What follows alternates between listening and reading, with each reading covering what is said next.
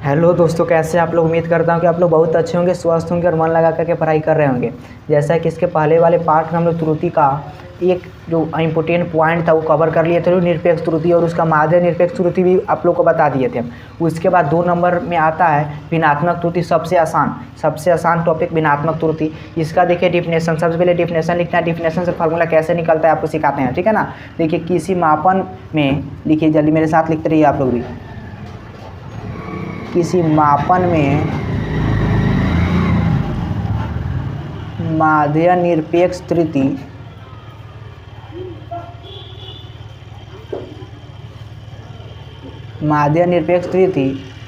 तथा यथार्थ माप के अनुपात को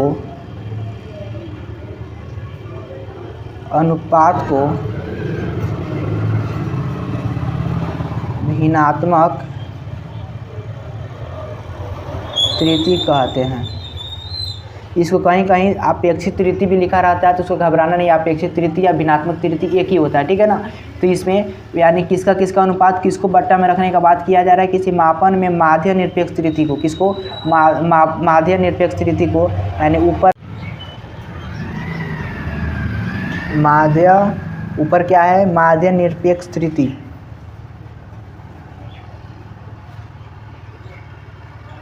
और नीचे क्या है यथार्थ माप।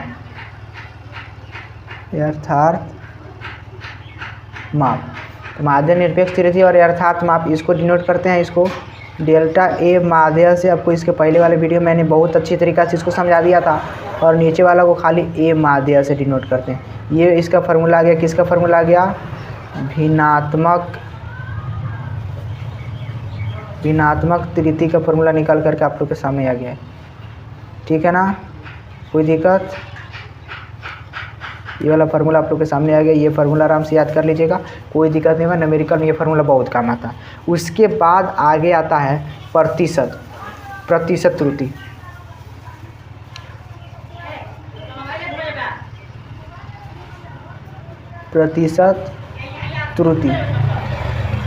बहुत आसान सा डिफिनेशन इसका भी। मापन में अपेक्षित, लिखते रहिए जल्दी। मापन में अपेक्षित या भिन्नात्मक इसी को बोलते हैं, ठीक है ना। तो मापन में भिन्नात्मक त्रुटि को प्रतिशत में बदलने पर इसे प्रतिशत त्रुटि कहते हैं। अच्छा, तो आप लोग को तो खैर मालूम होगा प्रतिशत में कैसे बदला जाता है। किसी को कोई भी संख्या को प्रतिशत में बदलने के लिए क्या किया जाता है, 100% से गुणा कर दिया जाता है। इसमें किसको कह रहा है, इसमें कह रहा है मापन में भिन्नात्मक त्रुटि। तो भिन्नात्मक त्रुटि क्या निकल कर आया है मेरे पास, यहाँ पे आया है। तो लिखते हैं यहाँ पे प्रतिशत त्रुटि इक्वल टू हो जाएगा डेल्टा ए का माध्य बटा, नीचे क्या था उसमें, ए माध्य अगुण है कितना, 100%। तो ये कैसे निकल के आ जाएगा, प्रतिशत त्रुटि निकल के आ जाएगा। क्या ये बात आप लोग को समझ आया, कि नहीं आया, ज़रूर बताइएगा लोग। प्रतिशत त्रुटि को कितना से गुना करते हैं, 100% से गुना कर देंगे। भिन्नात्मक त्रुटि ले करके ये प्रतिशत त्रुटि हो जाएगा। इसके बाद आता है कि आखिर में त्रुटि उत्पन्न कैसे होता है। इसको हेडिंग लगाइए कि त्रुटि उत्पन्न के कारण। देखिए यहाँ पे त्रुटि उत्पन्न के कारण हेडिंग लगा करके 1 नंबर में लिखिएगा क्रमबद्ध त्रुटि। ये क्रमबद्ध त्रुटि होता क्या है ये जानते हैं। क्रमबद्ध त्रुटि वो होता है कि ऐसी त्रुटि जिसके बारे में हम जानते हैं, ऐसी त्रुटि जिसका कारण हमें ज्ञात हो, क्रमबद्ध त्रुटि कहलाती है। मतलब ऐसा त्रुटि जिसके कारण हम जानते हैं, जिसके बारे में हम जानते हैं, तो उसको बोलते हैं क्रमबद्ध त्रुटि। ठीक है ना। तो क्रमबद्ध त्रुटि प्रकार उसका भी होता है, तो लिखिए उसके बाद क्रमबद्ध त्रुटि के प्रकार इधर लिखते हैं हम। मेरे साथ साथ आप लोग भी लिखते रहिए लोग।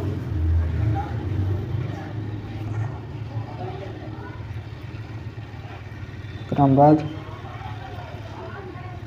त्रुटियां के प्रकार। अब देखते हैं क्रमबद्ध त्रुटि कितने प्रकार के होते हैं। एक होता है, एक नंबर में आप लिखिए, इसमें ए लगा करके, ए नंबर में लिखिए अपवर्णीय त्रुटि।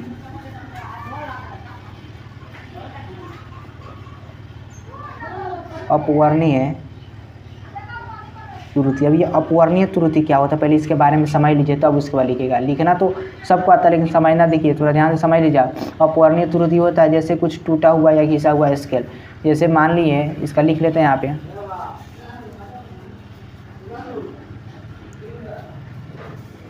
टूटा हुआ घिसा हुआ स्केल। रुक जाइए, आपको स्केल दिखाते हैं, तब आपको समझ आएगा। जैसे कि आप लोग ये स्केल देख सकते हैं, ये वाला स्केल है, इसमें देखा जाएगा इधर से, ठीक है। लेकिन मान लिए कभी यहाँ से टूट गया, ठीक है, और यहाँ से जब टूट जाएगा तो मापा जाएगा, तो इसमें तो त्रुटि निकलेगा, तो उसको बोलेंगे अपवर्णीय त्रुटि। या कभी घिस जाता है, कभी कभी बहुत पुराना हो जाता है तो घिस जाता है, और जब घिस जाएगा तो इसको भी मापेंगे, तो इसमें भी कुछ ना कुछ त्रुटि निकलेगा, गलती होगा, तो उसको भी बोलेंगे अपवर्णीय त्रुटि। ठीक है ना। तो ये बात समझ आ गया, यानी टूटा हुआ या घिसा हुआ स्केल इसका उदाहरण हो सकता है। उसके बाद 2 नंबर में लिखिए वातावरणीय त्रुटि, बी में लिखिए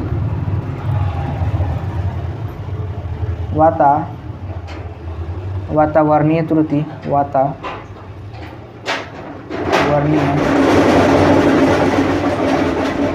त्रुटि, ये एक ऐसा त्रुटि होता है जो कि मौसम के अनुसार चेंज होता रहता है। ठीक है ना। इसका उदाहरण, पहले इसका डिफिनेशन लिख लीजिए, तब उसके बाद इसके उदाहरण आपको समझा देंगे अच्छा तरीके से।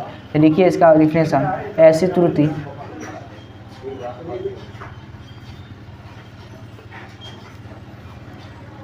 जो वातावरण या मौसम के अनुसार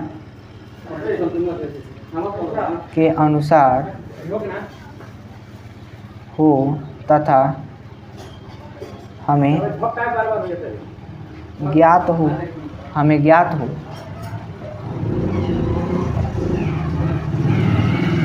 वातावरणीय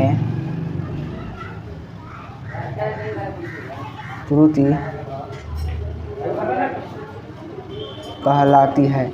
मतलब ऐसा जो कि मौसम के साथ हो या मौसम के अनुसार हो, और हमको मालूम हो कि खैर इसमें त्रुटि हो सकता है, उसको वातावरणीय त्रुटि बोलेंगे। जैसे कि इसका उदाहरण भी आपको लिखवा देते हैं, जैसे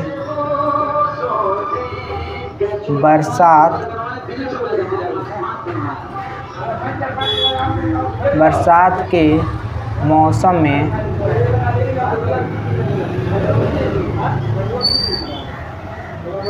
लकड़ी का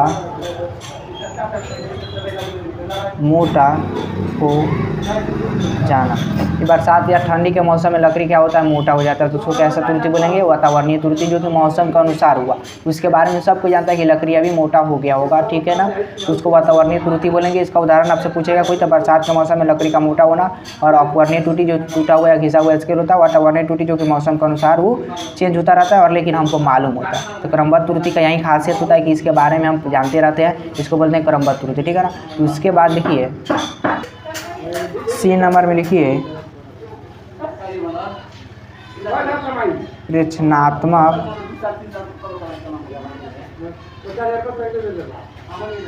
त्रुटि। ये एक ऐसी त्रुटि होती है जो कि प्रेक्षण लेने में आता है। ठीक है ना। जो प्रेक्षण लेने में जो त्रुटि आता है उसको प्रेक्षणात्मक त्रुटि कहते हैं। इसका डिफिनेशन आप आराम से लिख सकते हैं आप। प्रेक्षण लेने में जो त्रुटि आए वह प्रेक्षणात्मक त्रुटि कहलाती है। क्योंकि प्रेक्षण लेने में जैसे मान लें यही प्रेक्षण हम ले रहे हैं तो यहाँ से इसको हम कोई आदमी को दिए कि बेचारा नापेगा यहाँ से नाप लिया 5 सेंटीमीटर, उसको मान लिया कुछ दिक्कत हो गया देखने में तो उसको कहेगा कि 5.5 सेंटीमीटर है या 4.5 सेंटीमीटर या 4 लिख दिया 6 लिख दिया भी, या कंप्यूटर में जो टाइप वगैरह करता है उसमें गलती टाइप हो गया तो उसको बोलते हैं प्रेक्षणात्मक वो आ जाता है, ठीक है ना। या लिखने में जो दिक्कत या कंप्यूटर वगैरह में या देखने में भी दिक्कत आता है, उसको यही में इसी में आ जाता है, ठीक है ना। इसको बोलते हैं प्रेक्षणात्मक त्रुटि, ठीक है ना, जो प्रेक्षण लेने में आता है उसको बोलते हैं, ठीक है ना। उसके बाद क्रमबद्ध त्रुटि का ये प्रकार खत्म होता है। उसके बाद 2 नंबर में लिखिए यादृच्छिक त्रुटि।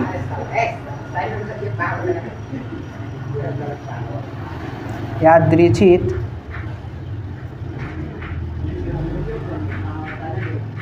नामे से मालूम चल रहा है यादृच्छिक जो बिना देखे हुए, ठीक है ना, यानी जिसको हम नहीं जानते हैं, इसका डिफिनेशन उसी के अनुसार हो जाएगा। ऐसी त्रुटि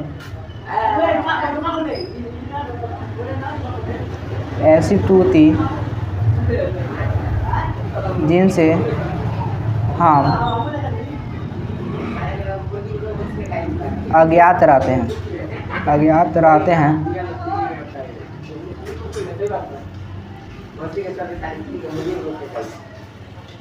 यादृच्छिक त्रुटि कहलाता है। जिसके बारे में हम नहीं जानते, अज्ञात रहते हैं, उसको कैसे त्रुटि कहेंगे? यादृच्छिक त्रुटि कहेंगे, ठीक है ना। उसके बाद मतलब ऐसा त्रुटि जो कि टूट गया, स्केल टूट जाना, या मतलब मान लिया हम ना जानते हैं ये टूट गया, इसको मापेंगे तो हम जानते हैं अच्छा 1 सेंटीमीटर हमको इधर घटाना पड़ेगा, ठीक है ना, मापेंगे तो। लेकिन बहुत अनजान व्यक्ति को दे देंगे जो बेचारा नहीं जानेगा, इसको माप लेगा वैसे ही लिख लेगा और या कहीं चल जाएगा ले करके वो माप, तो उसको यादृच्छिक त्रुटि बोलेंगे कि बेचारा उसके बारे में वो नहीं जानता था, ठीक है ना, तो उसका दोष ठहराना गलत बात है। उसके बाद 3 नंबर में लिखिए अब इसका लास्ट टॉपिक सकल त्रुटि।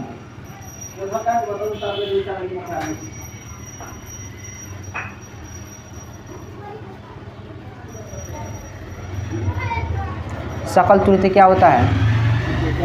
ये त्रुटि प्रेक्षणात्मक के जैसा थोड़ा सा होता है, लिखते हैं आप प्रेक्षक की